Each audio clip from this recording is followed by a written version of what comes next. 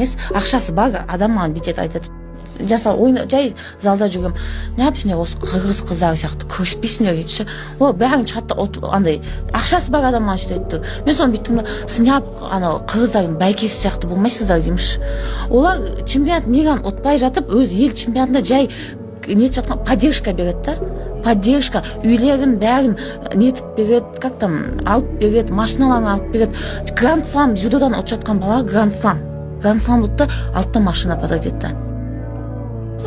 Призер Азия болды, тағы біреуіне машина подарить етті. Бізге, мен айтып жоқ, маған подарить етіңдер деп. Просто даже болельщиктардың өздерін қарап тұрсан, қырғыздардың. Қатты қолдады. Иә, қыз ұтылып қалса, болельщиктар ұтқан адамды тапить етіп тастайды. Типа ұтылған жоқ, ода травма болды. Біз ұтылсақ, біздің болельщиктар тапить етіп тастайды ғой. Типа сен ұтылсаң да ұтылсаң да тапить етіп бізді. Енді бар арасында жақсылар енді. Так что мен айтадым, ол поддержкалар жақсы.